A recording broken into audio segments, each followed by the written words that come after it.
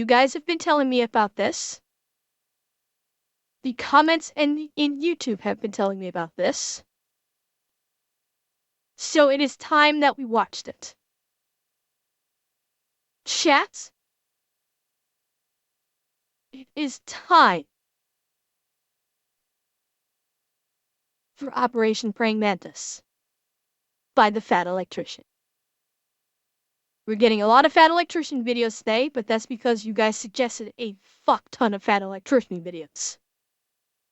So we are going to finish off the day with Fat Electrician with Operation Praying Mantis. Everyone has been asking me to react to this. I am happy to react to this. So chat, let's fucking go. Ah, yes, the time that the US Navy got upset and destroyed half of Iran's entire naval fleet in a single 8-hour workday.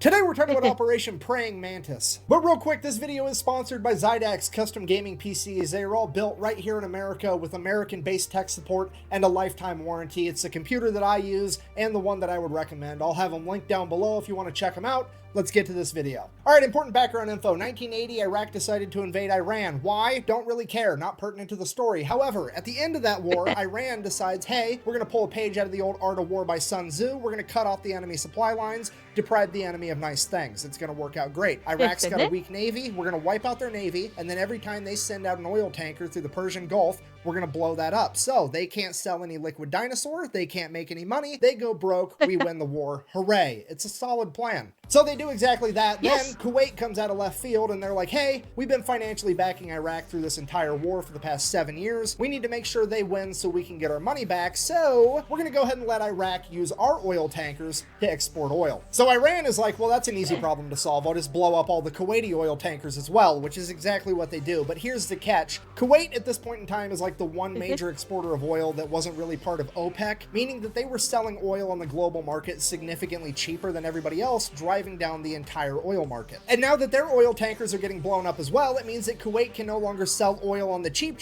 meaning that Iran has now inadvertently committed the cardinal sin of the late 20th century, raising gas prices. Now,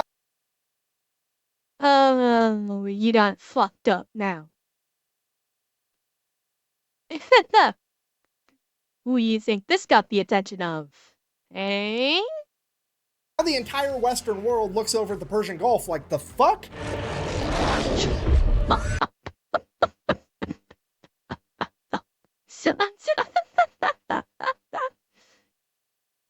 Yes. Accurate. Very accurate. The ghost of Sun Tzu's sitting there shaking his head like, that's the one exception. I would have messed with any supply line except for that one, because we all know what happens next. Yeah. Here we Yeah, go, America buddy. then proceeds to assemble the largest naval convoy operation since World War II, send them into the Persian Gulf to protect Kuwaiti oil tankers. It is at this moment that Iran should have been like, well, that's unfortunate, time to figure out plan B, because this obviously is not going to work out. However, they decide that they're going to double down. What they're going to do is they're going to take a bunch of magnetic underwater mines, and they're just going to spread them out all over the Persian Gulf in international waters, and that's not going to have any consequences. The fuck? I need to get this somewhere. Did you have a cup of stupid with your breakfast this morning?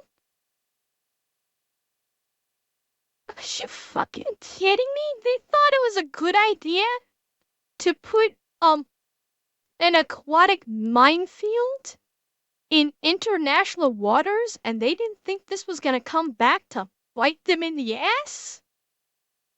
Really?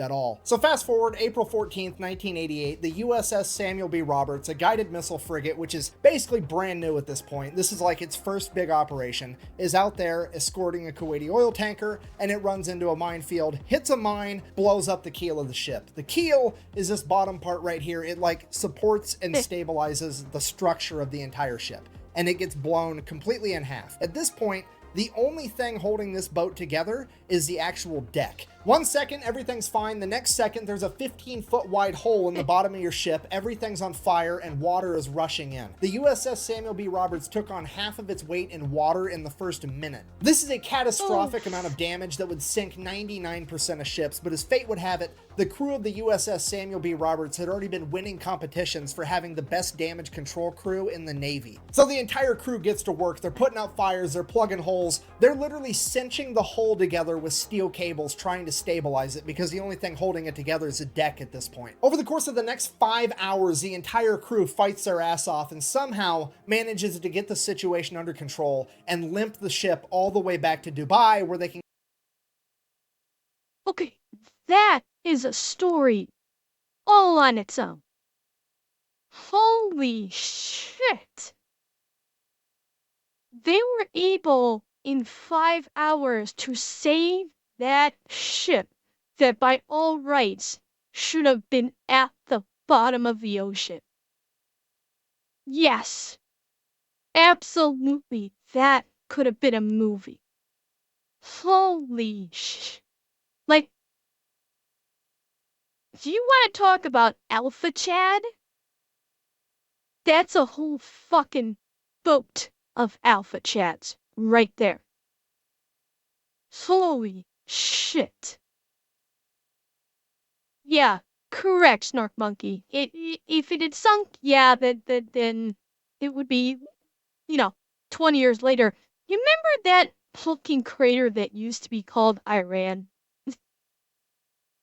get it to a port. And the most incredible part of all of it, not a single American was killed, only 10 men were injured during the fire and the initial explosion. So the crew survived, the boat's basically completely destroyed. Then America sends in an underwater crew, figure out what happened. They find the remnants of the mine, they check out the other mines. Yep, they're Iranian. At this point, now somebody has to inform the president because this is a big deal. And the president at this point in time is, let me check my notes, fucking Ronald Reagan. I'm from the government and I'm here to help. So they Oh.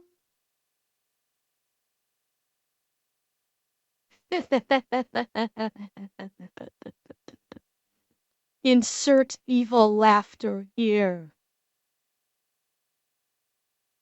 They go ahead and they brief Ronald Reagan on everything that happened. He's super happy that everybody survived, and he's like, okay, well, here's what we're going to do. We're going to issue a proportional response. And what the U.S. Navy heard was... Awesome. All right, so here's the plan. Iran currently...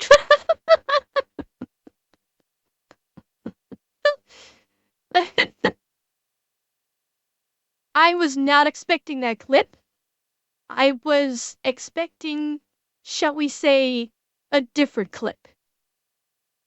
I was thinking the response would have been something more along the lines of, This is Sparta!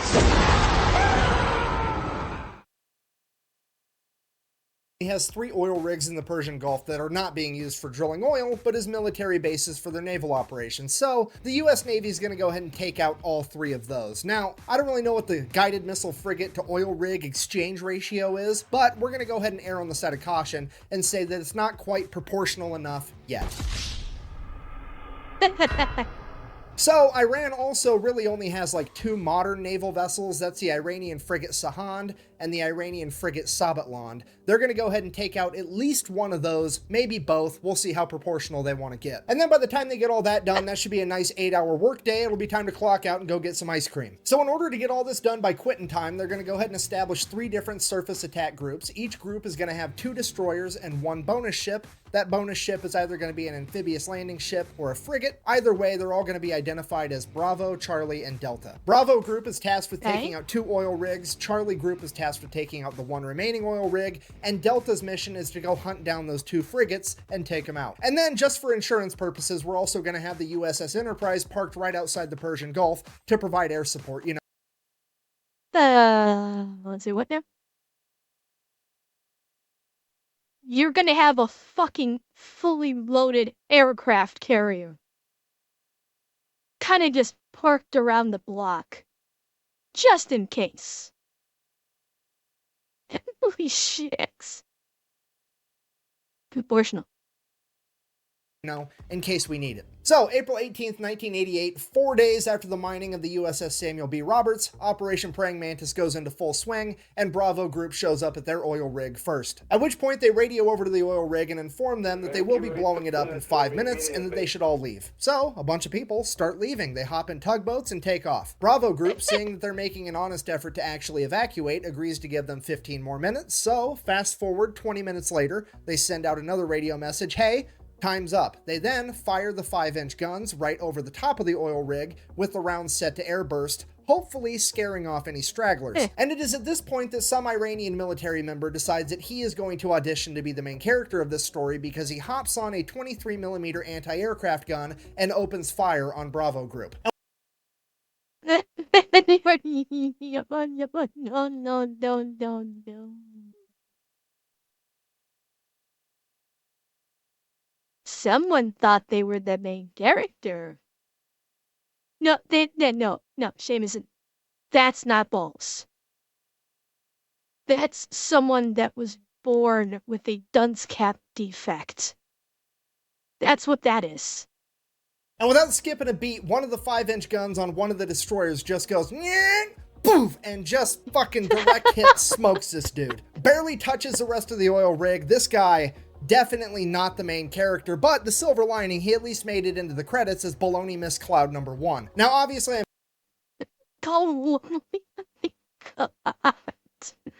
Baloney Missed Cloud.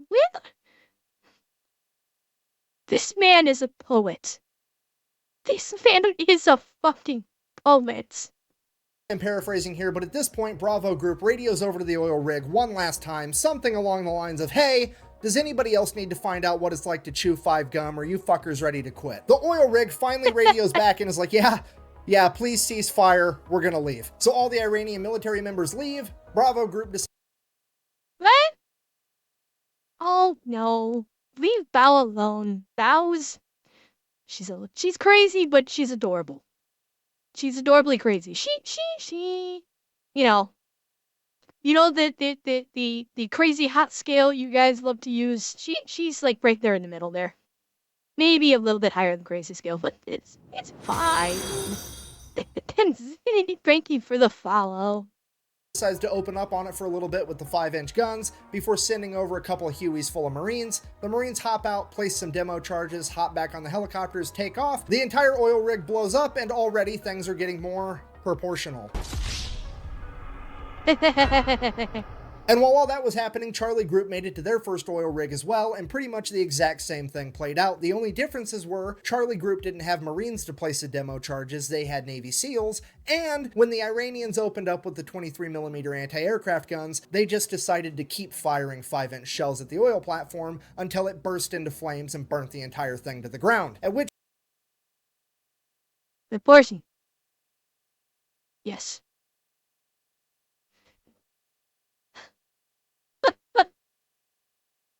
Yeah, I know, Snark Monty. This is... I don't even want to know what was going through this Iranian sailor's head other than 105mm shells. Yeah. At which point, the commander of the destroyer kind of looks over at the Navy SEALs and is like, "Sorry, I guess you guys get to sit this one out." Oh, mission got canceled? Good. And while all that's going... Okay, my joke didn't even get a laugh. I'm hurt. I didn't even get a laugh out of the joke chat. I'm hurt.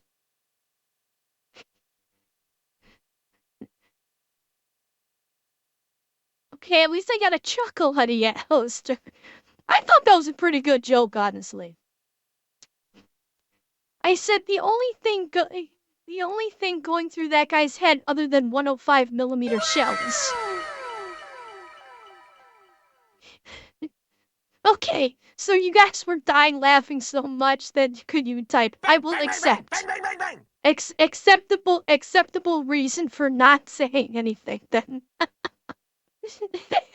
down, Bravo group's already making their way over to the third oil rig, at which point they pick up something on radar, and it's definitely another enemy ship headed right towards them. And at this point, you have to remember, this is the late 1980s. None of the American sailors have seen naval warfare on this scale. The pucker factor is on. They are getting harpoon missiles Ha ha ha. Thank you, your dad. ready, and they are about to get in like one of the biggest naval fights since World War II. At which point, whoever's in charge of Bravo Group decides to take a deep breath, and they're like, okay, let's send up a helicopter real quick just to verify that it's actually an enemy ship. So the helicopter goes up, radios back to Bravo Group. It's definitely a warship, but it's a Soviet destroyer. At which point, everybody's like, what? What is happening right now? So they radio over to this Russian destroyer, and they're like, what are your intentions? And the Russian commander radios back in broken English. I swear to God, this is a real quote. I'm just here to take pictures. Just smile and wave, boys. Smile and wave. Oh, fuck, Commodore. And I'm sorry, I know it's a Russian ship, but that was a pretty based response. I'm just here to take pictures. That's pretty fucking based. I'll be honest. For history. Look, I know that I bash on the Soviet Union and communism every single chance I get, but this time around, I gotta give it to them. These guys know how to party. Just straight up rolling into the middle of the largest naval operation since World War II to eat popcorn and watch. It's incredible. At this point, Iran finally figures out that there's something going on, but they don't really know what, so they just begin attacking any ship they can find, and the first ship they found was a civilian cargo ship called the Willie Tide, that they begin attacking with Boghammer-style speedboats. So the Willie Tide radios for help. The USS Enterprise responds by sending up a bunch of A-6 Intruders, as well as F-14 Tomcats. The A-6 Intruders show up, start dropping cluster bombs. They end up hitting one of the speedboats and scattering the rest. The civilian cargo ship is saved, hooray. Cutting back to Charlie Group, now there's an Iranian fast attack ship coming right at them. So they radio over like, hey, yeah, we're kind of going around blowing up all your stuff, but also we've got a very specific list. You're not on it, so how about you just go away and we'll forget we saw you. The Iranian fast attack ship messages back, sounds good, we'll do that. And then they just keep driving right towards them. And then this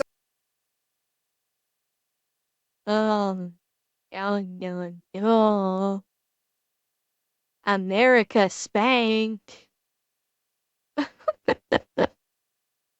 Iranian fast attack ship gets within like 15 miles of Charlie Group, which is like point blank range for a naval battle. Charlie Group radios again, dude, what are you doing? To which they respond, I'm following orders. And then they proceeded to lock their radar on Charlie Group, which Charlie Group can see. At which point Charlie Group immediately launches 5 missiles directly at the Iranian vessel. The Iranian vessel fires a harpoon missile back at Charlie Group. Both groups now have missiles in the air screaming towards one another. The Americans launch countermeasures, shooting up chaff rockets that end up catching the harpoon missile, detonating it in midair. The Iranian vessel, on the other hand, did not have any countermeasures capable of stopping the newer technology behind the American missiles, and it would end up getting sunk pretty much immediately. Then, before anybody can...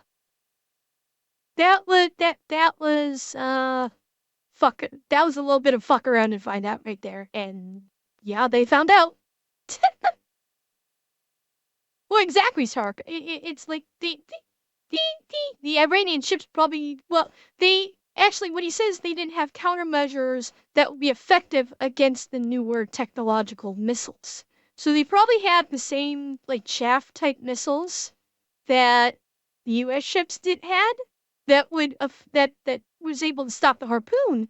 But the missiles that the U.S. ships sent were of a higher grade technology, and they only had the older countermeasures, which would have had zero effect on. Really even fully digest what just happened, radar picks up 3 Iranian F-4s screaming towards Charlie Group. Charlie Group then turns, fires a bunch of surface-to-air missiles at the F-4s. The F-4s see them coming. They're like, oh shit. They pop a U-turn and try to outrun them. F-4s, while they are extremely fast, can't outrun missiles, so one of the missiles ends up blowing a wing off one of the F-4s. Now America has taken out an entire naval vessel and an F-4 that they did not plan on taking out, and it's throwing off all of our proportions. And because of that, American leadership orders Bravo Group to stand down. We're not going to go take out that third oil rig. And right as soon as that order gets given out, Delta Group chimes in, is like, hey, we found that frigate we were looking for. So now nobody knows what to do, because on one Okay. And we have officially devolved into chaos. It's now who's on first. This should be interesting. I can't wait to hear how bad the comms are going to be on this one. One hand, things are already getting out of control, but on the other hand, we really want to take out these frigates. So, American leadership decides, well, we might not even have to make a hard decision. Maybe that's not even the frigate and the radar's wrong. Why don't you go ahead and send a couple A6 intruders over, do a flyby. They can verify that it's actually this new modern frigate, and if it is, we'll make a decision from there. Or so they thought, because the A6 pilots are about to decide that they are in fact the main characters of this story. You see, the USS Enterprise and its aircraft aren't really supposed to be doing a whole lot. They're more or less just there for insurance. In fact, they're only allowed to engage the enemy under one of two conditions. One, the President of the United States signs off on it, which is actually what happened with the speedboats earlier. Or two, they get fired upon first. So they got told to go fly by this boat to verify that it is in fact the new modern frigate, but they didn't get told how to fly by the boat, so they dropped.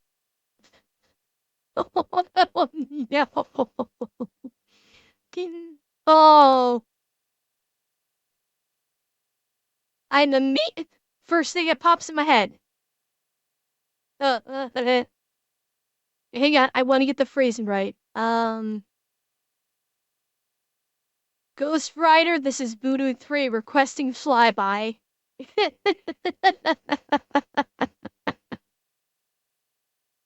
Yep. Exactly right. It's time to buzz the tower.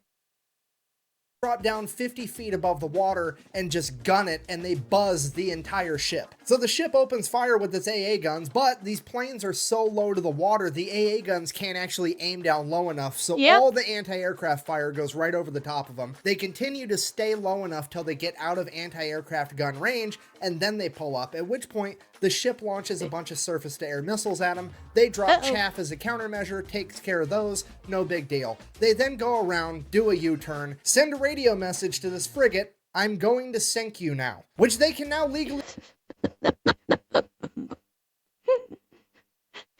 Hi! I'll be your murderer today. Please say your prayers and your goodbyes now. do, because remember, the ship fired on them first. You fell victim to one of the classic blunders. So the A6 fires an anti-ship harpoon missile, and the second they pull the trigger on that, the fire control team from the USS Enterprise is like, what the fuck are you doing? We're not supposed to be killing things yet. And the A6s are like, look, they fired at us first. Them's the rules. And the USS Enterprise is like, holy shit, okay, I guess. Let them have it. Then the harpoon missile finally makes impact. It's a bullseye. The A6s do a U-turn, go, drop another 500-pound laser-guided bomb right through the deck of this frigate, fly past it, do another U-turn, come back, drop a 1,000-pound bomb on it. Then they radio over to the... Holy fuck, the A6 Intruder going to work. Like, you don't hear much about the A6 Intruders. You heard about it from the movie Flight of the Intruder. You saw it in True Lies. You don't hear about the Intruder all that much. And we're getting prime example of the A6 Intruder doing some fucking work. These things do not fuck around. And neither do these pilots. Snark Monkey, you've never heard of the movie True Lies with Arnold Schwarzenegger. Please tell me you're kidding. Okay, yeah, because during the climax, oh, you're right, that was a Harrier, not an Intruder. I'm getting my fucking planes mixed up again. You're absolutely right, Doc, that was a Harrier. You're right. Yep. I'm getting my planes fucking mixed up again. I hate when they do that. I'm just like so excited about this, about what's happening here. I'm getting all screwed up. Enterprise and like, yeah, it's definitely gonna sink, we're gonna head back. So the A6s take off, headed back to the Enterprise, and like 5 minutes later, Delta Group shows up with their warships and begin firing on the already sinking frigate. They hit the magazine, the frigate explodes, rapidly sinks to the ocean floor. At this point, naval leadership is like, okay, Jesus Christ, everybody stop killing things. We need to figure out what all happened. We gotta keep this proportional, remember. So they start radioing back and forth. Everybody's figuring out what everybody did, if anybody's hurt, what's going on, the whole story. And then as the A6s are making their way back to the USS Enterprise, guess what they happen to fly past? The other modern frigate. So now the entire US Navy is looking at this last frigate like SpongeBob looking at a jug of water. I don't need it. I don't need it.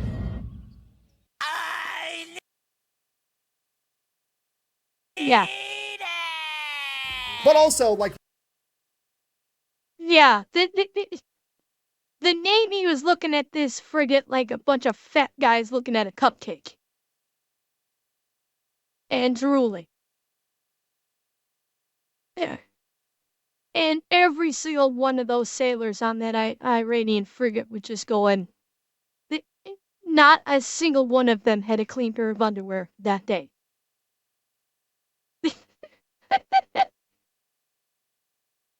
Yeah, and in the meantime, the frigate's going, oh shit, oh shit, oh shit, oh shit, oh shit, oh shit, oh shit, oh shit, oh shit. While also doing that simultaneously. realistically speaking, the A6s are pretty much out of ammunition. The only thing they have left are 2,000-pound bombs, and those just aren't going to be enough by themselves without a harpoon missile to take down this ship anyways, so they really are just going to fly by and verify that it's the modern frigate. So the A6 Intruders go ahead, they do their flyby. It is in fact the new frigate that they thought it was, and it does in fact open fire on the A6s. A6s make it out completely unscathed, at which point they pop a U-turn, and one of the A6 pilots is like, It's the bullseye womp rats in my T-16 back home. So the A6 pulls up, gaining No. Is he about to pull a frickin' Star Wars Death Star shot here? Hang on, I want to see this from the beginning. I don't want to interrupt them. is like, It's the bullseye womp rats in my T-16 back home. So the A6 pulls up, gaining altitude, and then dives down, aims its nose right at the frigate at like a 35-degree angle. They're doing a good old-fashioned dive bombing run like it's fucking World War II. The AA guns start firing, there's bullets whizzing past the plane, but they're committed now. They're closing in, closing in. The bombardier behind the pilot lets the pilot know, hey, I'm locked on. At which point, bombs away, the pilot pulls up, and the bomb goes right down the fucking smokestack of this boat. Blows up, completely destroying the entire engine room. That frigate is now dead in the water with no power. The A6s go ahead and radio in that they have completely disabled this frigate, at which point the American leadership calls a complete ceasefire. They're gonna go ahead and let that frigate survive, get towed off, potentially be repaired. With the US Navy having effectively disabled or destroyed over half of Iran's functioning navy, the US military decides to call it a good day, ends Operation Praying Mantis, we all get to live happily ever after. Except, later that night, Iran decided that they wanted to fight a little bit more, and they launched a bunch of Silkworm anti-ship missiles at American vessels. Luckily, no American vessels were actually hit. However, this is now a huge political problem because America has been mad at the fact that Iran even had Silkworm missiles for years at this point, and the American government has made it very clear to Iran that if they ever used them, they would be going to war with America, period. That's set in stone. So the Reagan administration, not wanting to kick off World War III in the 1980s, reaches out to the Iranian government and is like, here's what's going to happen. You're going to go ahead and admit that that was an accident. I'm going to sweep it under the rug and we're never going to talk about it again, because if this makes headline news and the American people find out, I'm going to have to get real proportional around here. So Iran's like, okay, fine, whatever, it was an accident, let's sweep that whole thing under the rug. But I am still going to take America to international court to try to prove that it was a war crime to take out my oil rigs. That way I can get reparations and make America pay for it. So they go to international court, they lay out the case. The international court is looking at America like, okay, well, first of all, you're the fraction people. I don't know how you think that this is proportional, but it definitely wasn't. Second, Wait. America is the fraction people? Really? Really? Okay, not exactly. Yeah. Yeah, Snark Monkey, that's about the only fractional I can think of.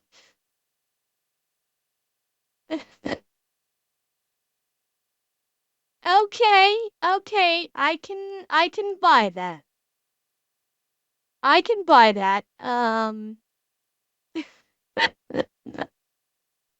Second of all, according to the Amity Act, you absolutely should not have attacked their oil rigs. This is probably a war crime. At which point the representative for America is like, well, actually, if you read the Amity Treaty between Iran and the United States, it only talks about ships and boats. It don't say shit about oil rigs, meaning I wasn't obligated to not attack those oil rigs. At which point the court is like, hold on. Fucking, he's right, son of a bitch. Okay, well, I guess America's innocent because I mean, America's got some of the slimiest lawyers on the fucking planet. You don't think they're gonna be able to pull their asses out of the fire on this one in front of a court? Let's get real. You know that they were gonna pull some technical bullshit, some technical bullshit out of this. They're gonna look through it. They're gonna go, well, technically, come on. The game was rigged. Go. The game was rigged from the start. I've said it once and I'll say it again. It's never a war crime the first time. And now for the best part of the entire story. America now proceeds to go over to Dubai, pick up what's left of the USS Samuel B. Roberts, tow it all the way back to Maine, then take the ship out of the water, get it in dry dock, cut out the entire damaged section of the ship, including the engine compartment, build another module to fit in its place. This thing weighs like 300 tons. They jack it up, weld it right where it's at, get everything rehooked up, reconnected. And this boat is back out on the ocean 1 year later on April 1st, 1989. It then goes on to get... On April Fool's Day, it hit the water again. Is that not the biggest fucking joke on the Iranians? Is that not the ultimate April Fool's joke on the Iranians? You thought you blew up our ship? April Fools! recommissioned and serves in the Navy until 2015. I mean, playing Battleship against America's gotta suck, right? Like, haha, I've sunk your frigate, and America's like, first of all, no you didn't. Second of all, fuck your entire Navy as it picks up your board and just throws it at the wall. So in conclusion, if you do ever find yourself being the leader of a foreign nation one day, the best advice that I can possibly give you is A, do whatever you can to not raise gas prices, and B, whatever you do not fuck with America's boats. We do not like that shit. Thank you for watching. Best way to support the channel is like, comment, subscribe. Maybe go buy some merch at thefatelectrician.com. Quack bang, out.